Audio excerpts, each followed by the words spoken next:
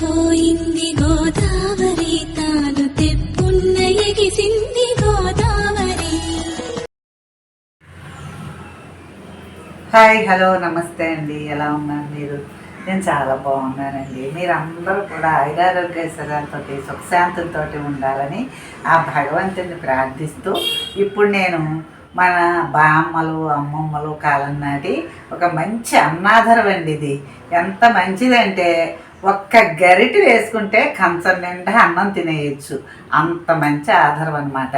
అదేనండి, పూర్వకాలం మన వాళ్ళు పచ్చిశనగపప్పు అది వేసి గోంగూర పులుసు దళామత్తుగా పెట్టేవారు.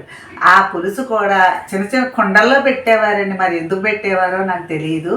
అయితే మీరు ఇప్పుడంటే ఫ్రిడ్జ్లో వచ్చే అప్పుడు 3 రోజులు 4 రోజులు చద్దన్నంలో కూడా వేసుకు తినేవారు. అంత మంచి పులుసు అండి. ఇప్పుడైనా సరే మీరు 3 రోజులు నిల్వ ఉంటుంది.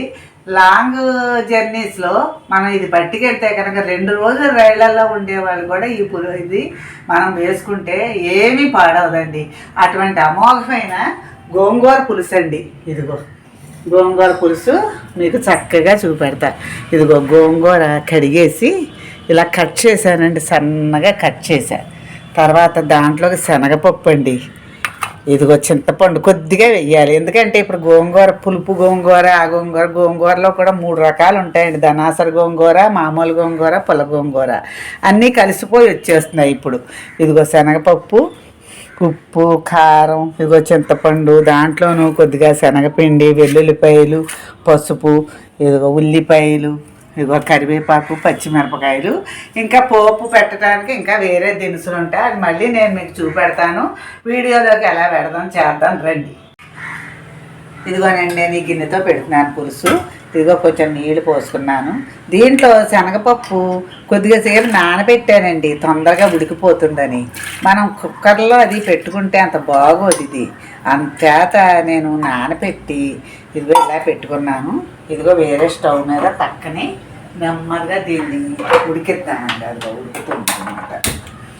ఇప్పుడు ఈ లోపల మనం ఏం చేయాలంటే, ప్రాసెస్ మీకు సులువే అనిపిస్తుంది. అన్ని చూపెట్టాను బాబోయ్ అని అనుకోకండి మీరు.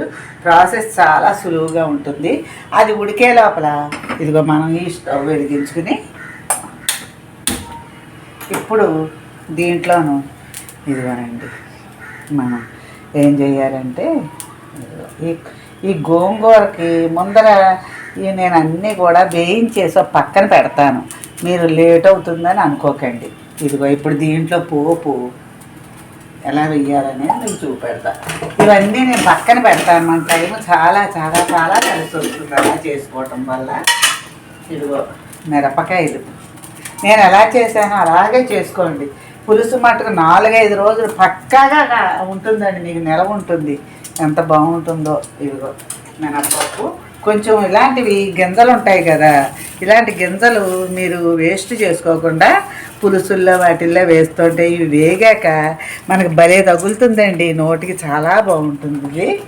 ఇది వెళ్ళాక ఇప్పుడు శనగపప్పు వేయక్కర్లా, ఎందుకంటే శనగపప్పుతోటే వండుతున్నాక. ఇదిగో మినప్పప్పు, ఇదిగో ఆవాలు అండి, ఇదిగో మెంతులు, ఇదిగో జీలకర్ర అండి. ఇవే మేము వేసిన పప్పులు. అయితే కొద్దిగా ఇంగువ కూడా మనం వేసుకోవాలి.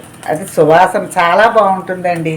మీరు ఒక్కసారి ఈ పులుసు ఒక్క గరిటెడు వేసుకుంటే కంచం నిండా అన్నం పెట్టుకుని మీరు వీలైతే నెయ్యి వేసుకోండి, లేకపోతే గానుగు నూనె, పప్పు నూనె వేసుకు తింటే ఉంటుందండి. దీని మజా ఎంత బాగుంటుందంటే అంత బాగుంటుంది. ఇదిగో ఈ పోపు వేగుతుంటే ఇంకా ఏమేమి వేయాలి అన్నీ చూపెడతాను మళ్ళీ మీకు. ఇదిగోనండి పోపు చక్కగా వేగింది ఎర్రగాను. ఇప్పుడు దీంట్లో వెల్లుల్లిపాయలు కొద్దిగా వేగుతుంటే మనం వెల్లుల్లిపాయలు వేగుతాయి. తర్వాత ఇదిగోనండి కరివేపాకు కడిగి పెట్టాను. ఇదిగో కరివేపాకు వేసుకోవాలి.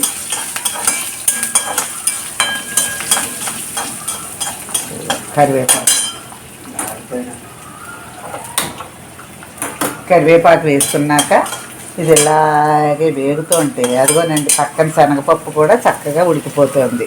మనం అస్సలు టైం వేస్ట్ అవ్వదు. మనం ఎంత బాగా చేసుకోవచ్చు అంటే సులువుగా, రుచిగా, చక్కగా పుల్ల పుల్లగా కమ్మకమ్మగా. అసలు మీరు ఒక్కసారి చేసుకుంటే ఈ పులుసును వదిలిపెట్టండి అస్తమానం. అందులో గోంగూర చాలా మంచిదండి. తోటకూరలో ఉండే కన్నా విటమిన్స్ కూడా గోంగూరలో ఎక్కువ ఉన్నాయని చెబుతున్నారు డాక్టర్స్. ఇదిగో వెల్లుల్లిపాయ వేగింది. ఇప్పుడు మనం ఇదిగో ఈ పచ్చిమిరపకాయలు ఉల్లిపాయలు కూడా వేపు రానివ్వాలండి. వేపు రానిచ్చామనుకోండి పచ్చివాసన అనేది ఎక్కడా ఉండదు. పులుసు చాలా కమ్మగా తయారవుతుంది. ఇదిగో ఈ పోపుతో పాటు ఇది కూడా చక్కగా వేగిపోతాయి. కాసేపు ఇలాగా పచ్చివాసన రాకుండా వేయించుకోవాలి. ఇలాగ ఇది పూర్వం గోంగూర పులుసు అంటే పెద్ద ప్రాసెస్ కింద ఉండేదండి. మా ఇళ్లలో పాలేళ్ళకి వాళ్ళకి కూడా ఈ గోంగూర పులుసు పెట్టండి అమ్మగారంటే వాళ్ళు ఇంతంత సద్దన్నాల్లో ఇంతంత పులుసు పోసుకుని వాళ్ళు అలా తినేసేవారండి చక్కగాను. అందులో శనగపప్పు కమ్మదనంతో గోంగూర పుల్లదనంతో దీనికి ఇంకోటి రెండు దీనికి కొంచెం రుచికి బెల్లం ముక్క కూడా వేసుకుంటాం. ఆ బెల్లం ముక్క కూడా వేయటం వల్ల మంచి రుచి వస్తుందండి ఇది.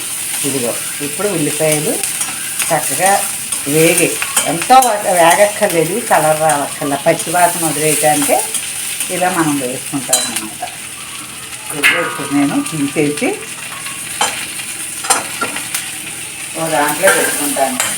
ఇది పెట్టుకున్నాక ఇప్పుడు ఏం చేస్తానంటే చూడండి, అలా ఒక లైన్లో తీసుకున్నాం అనుకోండి పని చక్కగా అయిపోతుంది. ఇదిగో నూనె మళ్ళీని నూనె వేసుకుని ఇప్పుడు మనం ఈ గోంగూర కూడా పచ్చిది వేయకూడదండి.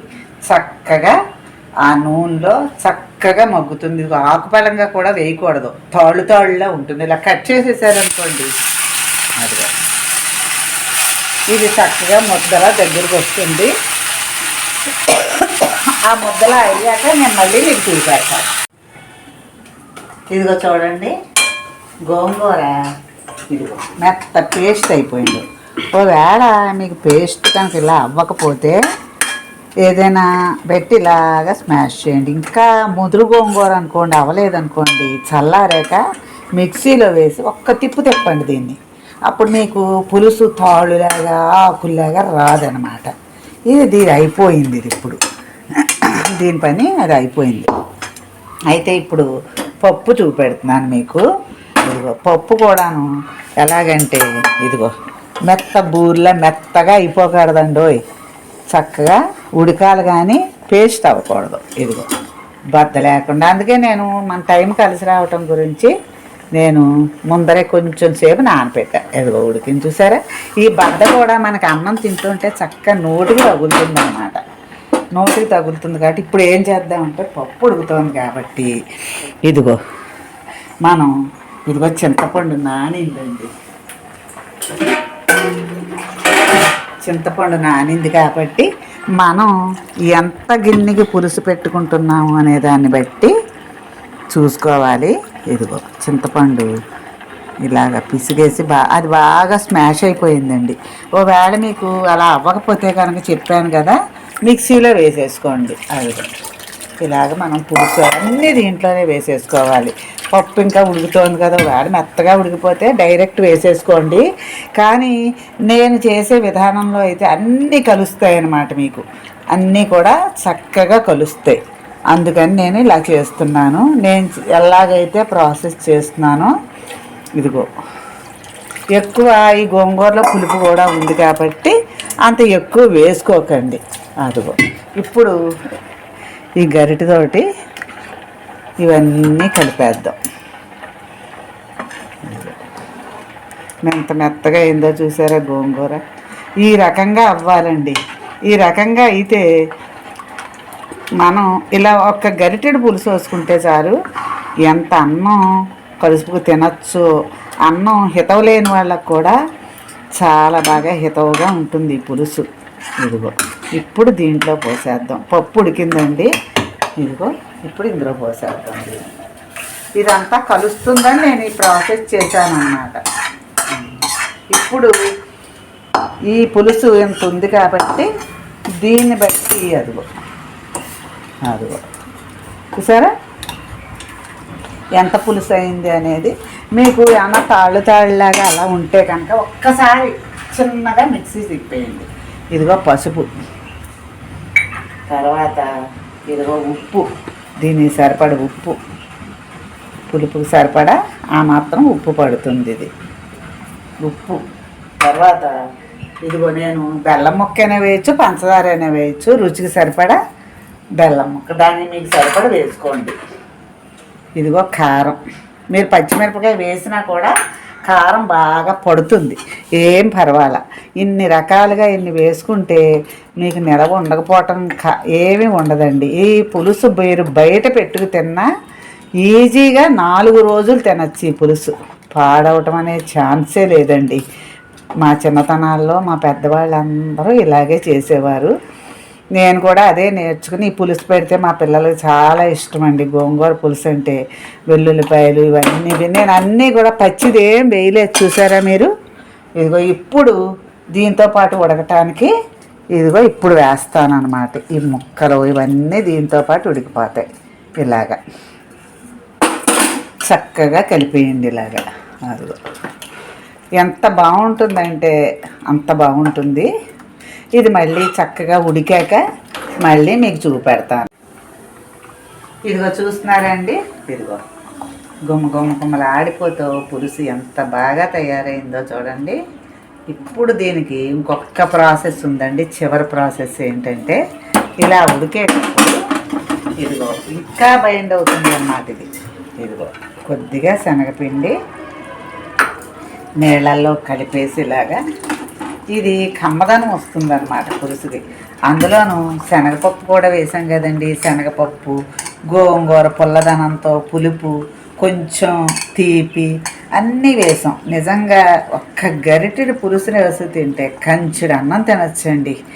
ఎంత బాగుంటుందంటే ఈ పులుసు మీకు పక్కాగా 3 రోజులు నిల్వ ఉండకపోతే అంత ఇది బాగుంటుంది అన్నమాట. 3 రోజులు తప్పకుండా నిల్వ ఉంటుందండి. అంత మంచి పులుసు ఇది. మీరు ఒక్కసారి పెట్టుకుంటే మీరు ఎవరికైనా ఇచ్చినా కూడా అబ్బాయి ఎంత బాగా పెట్టారండి, ఎంత బాగుంది అంటారు. ఇది ఇలాగా ఈ పిండి వేసేసరికి ఇది ఇంకా దగ్గర పడుతుంది అనమాట. అలాగా వెల్లుల్లిపాయలు చూసారా. గోంగూర పులుసు అంటే ఇంత బాగుంటుంది అనమాట. మా అమ్మమ్మ గారు, బామ్మగారు, మేనత్తలు అందరూనండి ఈ పులుసు చాలా బాగా పెట్టుకుంటారు మా ఇళ్ళల్లో. చూసారా ఇప్పుడు ఎలా ఉందో, ఇంకా చిక్కబడింది కాస్త. ఇదిగో ఇదేనండి చక్కటి గుమగుమలాడే రుచికరమైన అమోఘమైన రుచికర గోంగూర పులుసు తయారైపోయింది. ఇది అందరూ కూడా నేను ఎలా చెప్పాను, ఏ పాళ్ళల్లో చెప్పాను ఏంటో. ప్రాసెస్ కొంచెం ఎక్కువని అనుకోకండి. ఇది ఒక్కరోజు చేసుకుంటే మీరు 3 రోజులు తినచ్చు. కానీ ఇదిగో ఇలాంటి తాళ్ళు అవి రాకుండా మీరు అలా వేగిన గోంగూరని ఒక్కసారి చల్లారి పెట్టి మిక్సీలో వేసేసేయండి. మిక్సీలో వేస్తే ఇంకా ఇంకా ఇంకా అలా అదివినట్టు ఉంటుందన్నమాట పులుసు. ఇగో ఇంతేనండి ఈ గోంగూర పులుసు, ఇంతేను. ఇంకా అడుగంటకుండా చూడాలి, ఎందుకంటే దగ్గరికి వచ్చినప్పుడు అడుగంటించుకోకూడదు. అడుగంటితే మాడు వాసన వచ్చేస్తుంది. అంచేత దళసరి గిన్నె పెట్టుకోండి. ఇదిగో ఇలాగా ఇంకా మళ్ళీ మీకు చూపెడతాను. ఇదిగోనండి వెల్లుల్లిపాయలు, ఉల్లిపాయలు అన్నీ వేసి మీకు అమోఘమైన రుచితోటి శనగపప్పు, గోంగూర కలిపి బ్రహ్మాండమైన రుచితోటి మీకు వేడివేడి గోంగూర పులుసు తయారైంది. ఇది పలచగా చేసుకోకూడదండి. పలచగా చేసుకుంటే బాగోదు, అన్నంలోను కలవదు. అంచేత చిక్కగా చేసుకుంటేనే ఒక్క గరిటెడు పులుసు వచ్చుకుంటే ఒక్క కంచిడి అన్నం తినచ్చండి. అన్నహితం లేని వాళ్ళు కూడా ఈ పులుసు వేడివేడి అన్నంలో వేసుకుని ఒక్క గరిటె వేసుకుని కొంచెం నెయ్యి కానీ గానుగ నూనె కానీ వేసుకు తింటే బ్రహ్మాండంగా ఉంటుందండి. అంత బాగుంటుంది ఈ పులుసు. నేను చెప్పానని కాదు, ఇన్నిసార్లు చెబుతున్నానని ఏమనుకోకండి. ఈ టేస్ట్ అటువంటిది. ఈ టేస్టు తిని అది అనుభవించిన వాళ్ళకే తెలుస్తుంది. ఆ టేస్టు ఆ అనుభవంలోనే ఉంటుంది. అని చేత ఇది బాగా బాగా బాగా ఓల్డెస్ట్ రెసిపీ అండి. ఇది ఇలాగే చేసుకోండి, మీకు 4 రోజులు నిల్వ ఉంటుంది. మీరు ఫ్రిడ్జ్లో కూడా పెట్టక్కర్లేదండి, అంత బాగుంటుంది. అని చేత ఈ వీడియో కనుక మీకు నచ్చితే మీరందరూ కూడా చేసుకుని మీ పెద్దవాళ్ళకి, పిల్లలకి మీరు తిని అందరూ ఆనందించి మీరందరూ కూడా నా ఛానల్ని సబ్స్క్రైబ్ చేసుకోండి. చాలా థ్యాంక్స్ అండి. Thank you very much.